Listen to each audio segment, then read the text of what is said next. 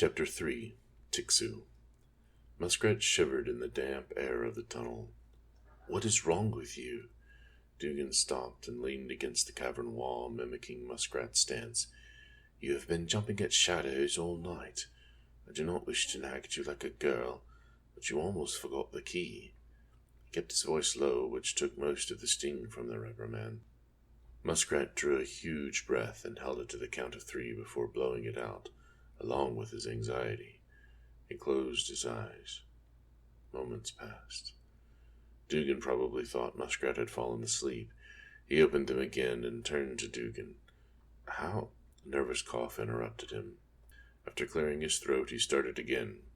"How well do you know your sister, Kyrith?" "As well as a person can know a sister from a different mother, I believe. Why?" "Well, I was exploring the house a bit. I thought you would. Did you find anything useful?" Grinning sheepishly, Muskrat pulled out a few of the valuables collected in the front room. Doogan rolled his eyes and gestured for him to continue. Muskrat took his time replacing the valuables in his sack, taking care not to scratch them or arrange them in such a way that they would crash against each other. Unable to stall any longer, he looked back up. The incident in Kyrith's room gushed out all at once. Doogan turned away and rubbed his cheek in thought. "Kyrith has never been that strong in necromancy, but I cannot believe she would throw it away completely for mere wizardry. That's not the point, Doogan. What I felt in that room was disgusting, wrong, evil." He all but begged, trying to get his friend to understand as he searched for the right word. "I will have to send a message to Father once we leave Belter. Maybe there is some way to reverse it." Muskrat knew then that Doogan worried more about the loss of Kyrith's connection to aeromancy than the thief's concerns. He did not mean to come across arrogant, but Muskrat felt slighted when his friend dismissed his fears. Maybe I don't know as much about magic after all. Doogan whirled to face Muskrat and laughed. The sudden move startled Muskrat, and he stepped back, automatically reaching for a knife. Doogan pointed towards the belt pouch holding the sleeping gas. "I know what she was doing, you goof. She said so before leaving with Father. Kyrith was working on gas transmutation spells.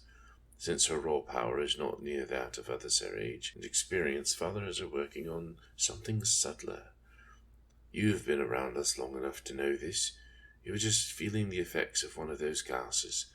Boy, you sure had me going there for a bit. I thought Kyrith had decided to become a wizard." He slapped Muskrat on the shoulder and gripped it tightly as if to channel acceptance of the explanation through his hand. Still unsure, Muskrat laughed tentatively. Perhaps Doogan was right. His explanation almost sounded reasonable. It still left questions about the remains of the twitterflit at the bottom of that cage. Muskrat squeezed Doogan's shoulder in return. It might also explain the gas trap, if Kyrith found out about the boy's use of the hallway but could not figure out the secret door. Kyrith had the mean streak to do something like that. Neither said any more about her, but fear still lingered in the back of Muskrat's mind. The light from the wizard's globe illuminated the cave just enough to walk without stumbling. Unlike the marble of the hallway, the walls absorbed the light instead of reflecting it. They moved with care across a water-worn floor, talking about the adventures they were bound to have, the difference in the world they would make once off Belter and out from under Dalgan Riftwind's sandal. The tunnel led to a large sweeping room that opened up to one side, while the tunnel continued on straight ahead. In the larger room, they had no need of the wizard's globe. Tiny crystals glowed bright blue. They dotted the walls, ceiling, and floor, and illuminated the entire space. A deep pool of water covered a portion of the floor against one wall. A constant drip, drip, echoed through the cavern. This area felt chillier than the tunnel, and a slight breeze blew across the water towards them from some hidden path to the outside. Doogan rubbed some warmth into his hands. "Come, we must get moving before the vapors manifest." They followed a back route to the exit they discovered in previous investigations of the cave. Here the aforementioned spiders made their home. The last time either boy came through, webs hung in corners or between stalagmites formed close together. As they walked, they discussed the islands they planned to visit first. Muskrat was in the middle of an animated description of Epicurea when Doogan grabbed his arm and dragged him backwards. After a quick protest, Muskrat cut off his words and just gaped. His face hovered less than a foot from a strand of web thicker than his finger. A spider web hung across the upper right corner of the tunnel, just before the tunnel opened up into the wider cave. He grabbed the globe from Doogan's hand and thrust it beyond the opening in order to fully illuminate the area beyond. Adagir's fur! Muskrat staggered back. In the light of the globe, several large shapes crept forward. 8 hairy, segmented legs protruded from furry bodies the size of a human infant. The largest creature stood no higher than 2 feet off the ground. Even the streetwise rogue succumbed to an instinctive aversion to the creepy crawlies. His dagger flashed across the cavern and buried itself into the nearest creature. Without a sound, the spider retreated into the dark recesses at the back of the cavern. Another of the huge spiders crouched as if to leap, but Doogan moved faster. "Astrape merizo!" He pointed his hand toward the spiders. 2 jagged bolts of lightning lanced into the cavern, accompanied by the sharp, tangy smell of heavy air. Neither of them waited to determine the effectiveness of the spell. They fled back down the tunnel, barely able to keep their feet in the minimal light of the wizard's globe. The boys raced for the opening into the vapor cavern, where they stopped to catch their breath. Muskrat lit one of the several regular torches he carried in his pack and tossed it back behind them. Nothing followed. "Well," he gasped, "you were right to fear the spiders." He bent over, winded, more from shock and fear than running. "How did they get so big?" Doogan opened his mouth to reply, but stopped short. His eyes grew wide, looking over Muskrat's heaving shoulder into the vapor cavern beyond. Muskrat rolled his eyes and tried to stand up straight. "This cave is supposed to be empty." He whirled around, knife in hand, ready to defend himself. 5 translucent humanoid figures approached from the pool, weaving hands in arcane patterns. Their voices sounded like they spoke underwater. Without waiting, Muskrat dove forward into a roll towards the elementals. Doogan wove his hands in a rapid circular pattern. He chanted loud and firm, "Anemos Thurios." The vapors launched 5 shards of ice toward the aeromancer. Every one of them struck an invisible vortex and whirled away into the cavern walls, where they shattered. Unable to recover from the spell casting, the vapors were defenseless against the knife flashing in amongst them. A greater elemental would have the force of will to allow the knife to pass through without losing cohesion. Vapors, virtually mindless, existed more on instinct than intellect and will. The first collapsed in a spray of water. The second released an eerie moan. It clasped watery hands to a gaping hole in its side. The water elementals swarmed toward Muskrat. Doogan lashed out at them as if throwing something. The clamor of the vapors swallowed up the sound of his verbalization. Nothing appeared in the air, but 3 of the 4 remaining creatures exploded in a spray of water. The last attempted to reform. A quick stab from Muskrat finished it off with a fading wail, which echoed against the rock walls. 2 successive battles in a tunnel they expected to be empty fully energized the 2 boys. They remained alert for several minutes before realizing that nothing else pursued them. Muskrat whooped in victory and clasped his friend on the shoulder. Doogan could not help himself and broke into a wide grin. This was the adventure they had both wanted. They decided that the lesser elementals presented the easier choice than giant spiders, so they continued through the vapor's cavern on into the next tunnel. Muskrat pointed to the faintly glowing hydra shards embedded everywhere in the rock. "Why haven't the hydromancers mined these?" "Several reasons, I suppose. First, I do not think they use them as heavily as we use arrow shards, since they have most of their spells tied into the islands already. Since our spells do not bind with earth magic, well, we require the shards to enhance everything we do. In essence, the demand for hydra shards is just not as high. Second, this is private land owned by my house. My father and the Riftwinds before him saw no reason to mine these. even if they knew the shards existed. These are relatively small and imperfect, useful for children and toys, but not significant spell casting. They moved through twists and turns of the tunnel while Doogan expounded on the world shards. Most of it, everyone in Loar knew quite well, and Muskrat focused on more potential surprises. Therefore, he saw the next elemental first. Tapping Doogan on the arm, he pointed. Their tunnel ended in another. Down one way, the new tunnel trailed off into darkness, straight as an arrow. On the other side, an elemental stood at the edge of a pool. Muskrat guessed that this part of the reservoir must extend into the main pool in the previous room. This water elemental differed from the ones they'd just defeated. He held a large blue staff made entirely of hydra shards. The elemental propped himself lazily against the staff as he studied the newcomers. They emulated no tunic or other covering on his torso. Only a long cloth dangled about his waist and flowed down to just below his knees. A ring of real flowers called crinion wreathed his neck. A spray. Doogan's voice was quiet.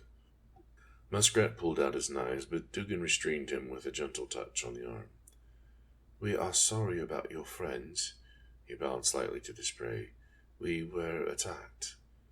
Without any warning, the elemental splashed into the pool.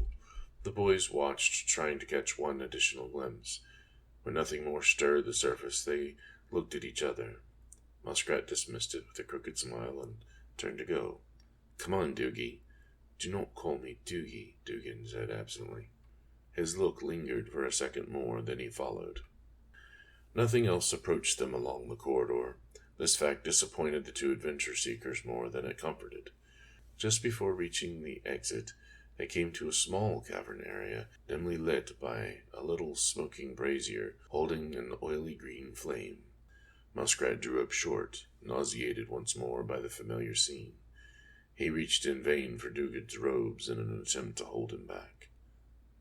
Hello, Doogan whispered. When no response came, he repeated himself with more confidence and stepped over to the brazier. He failed to notice Muskrat trembling at the tunnel mouth. Doogan used a nearby iron rod to stir the contents of the brazier. It is dung. That is probably what makes the flames green. He patted Muskrat on the shoulder, which made him frown. No need to worry. It is just a summoning ritual. A bit antiquated, and the parts used are different to some extent, but essentially this is the same thing we do when we summon whispers. Come, I will release Iloe to protect you. Doogan opened the glass container, and the foggy shape of the air elemental took form. Unable to resist his friend's implication of cowardice, Muskrat took a deep breath and approached the eerie glow. The lumps gave off a chill rather than heat, and smelled very much like what Muskrat imagined frozen dung should smell like. Iloe's presence did make him feel more secure. Several feet to the left of the brazier stood a pedestal made of aether pine. Doogan examined it for a moment before pointing at some writing near the top. There is a word here. I cannot make it out very well. It looks like Tixu? At once the flames spouted to the ceiling. It emitted a brilliant flash so that everything glowed awash in its eerie light. Iloe staggered back. Muskrat noticed that she retained the intensity of the green flare longer than everything else after the flame died back down. Greetings, my friends. I am Nabramor Noctwing. What is it that you desire? If it is within my power, I shall help you. The most ridiculous creature either boy had ever seen perched on the plinth. Its body was the size of a small kyre cat. Red, leathery skin covered the head, torso, and tail, which looked like it had been stolen off a large rat. Nabramor spread thin, membranous wings halfway as he tried to maintain balance. At the end of long, wiry, muscled legs, abnormally large claws dug into the flat surface of the otherwise smooth wood. Two gangly arms extended from muscular shoulders that also served as a base for the wings. One arm hung at the creature's side, but the other rose to scratch a long, wide nose that eventually ended in a bulbous hook shape. On either side of the head flapped a long ear tapering to a point. Small beady eyes sat high on the odd face, and a few sharp teeth scattered across a large mouth completed the picture. Muskrat hid a grin and stood with more confidence. His youthful zeal for adventure overrode the imagined magical spell of fear on him from Kyrith's room. Doogan looked the creature over, but said nothing. The gangly little creature hopped from foot to foot. "Surely there is something you boys want, else you would not have called me forth. Come now, ask what your heart's desire." Prompted by the dance and the release of fear, Muskrat stepped closer. "Well, I did lose a dagger back with the spiders. It was a pretty good one, balanced and all." "Muskrat," Doogan cut in, "I think we should just go." "What? It's just a dagger, man." Muskrat's impatience grew with Doogan's condescending attitude. "You're the one that called it out." Nabramorn hopped up and down on the pedestal as the two boys stared at each other in a silent struggle of will. Doogan looked away first. Muskrat grinned and turned back to the creature. Tixu's grin broadened. "My friend, I have nowhere to hide a dagger on me. However, I do know where one is that would suit you. This dagger has a keen edge. It's perfectly balanced for throwing, and best of all, has magical properties. Many have sought for this treasure. Surely you have more skill than they. What do you say?" The creature danced and whirled, even more excited as it described the weapon. "Yeah, that sounds pretty cool, actually. Where is it?" "It's in a place called Marathane." He gave a slight grin, which Muskrat mistook for sheepishness. Doogan did not look convinced. "Thanks. I'll keep an eye out for it." Muskrat grimaced in disappointment and fingered his empty sheath. He beckoned to Doogan for them to leave. Nabramorn stopped him. "Wait, please. I have a favor to ask of you." Even Muskrat's eyes narrowed, wary now. "What favor?" "It's nothing, really. In that same place where your dagger lies, there's an old rock with some small designs on it. That rock is a family heirloom of sorts. I would be considered a hero if I were able to recover it. All I ask is that you glance around for it when you get the dagger, and if you see it, bring it back to me here." By now he was on the verge of tears. His plea sounded so pitiful that Muskrat lost all suspicion and agreed to at least look for the rock. Nabramorn leapt into the air with joy. "You are a friend indeed, my boy." "What do the designs look like, so I'll know if I have the right rock?" Muskrat asked. Doogan grimaced and returned Yellowee to her resting place. Tixu tapped his chin and looked up. The legends aren't clear, but I believe you'll know it when you see it. However, should you desire something other than a dagger, Marathane contains many enchanted items of value." The promise of such a large trove put out any flicker of doubt in Muskrat's mind. He made one last empty promise to look for the rock, then allowed Doogan to pull him toward the exit. At the opening to the cave, they stopped and breathed in the crisp morning air. The local star appeared over the edge of Belter, bringing dawn. Even from this far away, they could see the massive form of the island's Poulon towering over the city that surrounded it. It would take a few days to travel there. Doogan's father must return from the ritual of breath soon after. "You ready?" Muskrat nearly danced in his eagerness. Doogan looked back over the cavern entrance to the rooftops of his home, rising into the sky. "Yes, let us go."